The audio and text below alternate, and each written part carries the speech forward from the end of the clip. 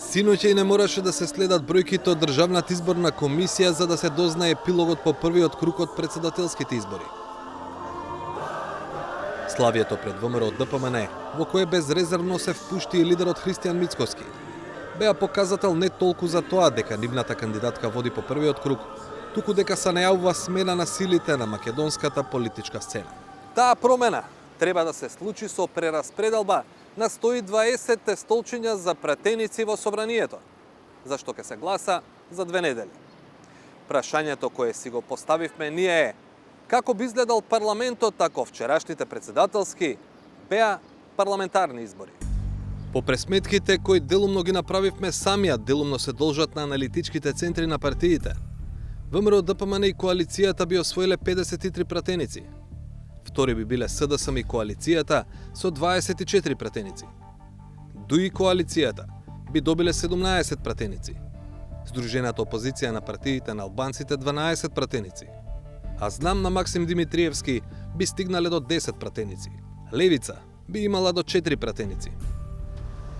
Споредено со резултатите од претходните парламентарни избори, промените изгледаат вака. СДСМ би имале 22 пратеника помалку од пред 4 години, но тука треба да се земе предвид дека во 2020-та СДСМ настапи заедно со БЕСА, која подосна ја напушти коалицијата, а 4 нејзини пратеници действуваа самостојно. ВМРО, ДПМН и коалицијата добиваат плюс 9 пратеници од претходните парламентарни избори. И ДУИ се во плюс. По парламентарните избори во 2020-та имале 15 мандати, а проекциите по вчерашното гласање покажуваат 17. Сепак, треба да се има предвид дека ДУИ вчера настапи во коалиција со ДПА, која досега имаше еден пратеник, но и со партии на турците, ромите, бошњаците.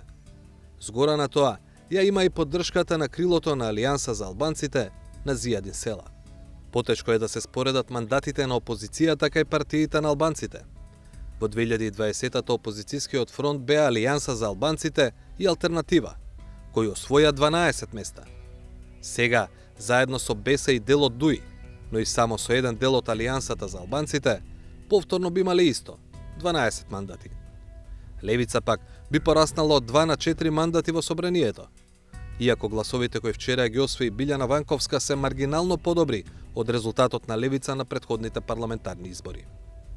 На крај, најголем победник би бил Знам на Максим Димитриевски. Партијата која не постоеше на минатите парламентарни избори, со вчерашниот резултат, би добила 10 мандати. Се на се, ако вчерашните председателски избори се најточната анкета за предстојните парламентарни избори, а имајќи ги предвид сегашните односи меѓу партиите, ВМРО, ДПМН, Знам и ВЛЕН заедно би имале 75 пратеници. Тоа е и повеќе од комотно мнозинство.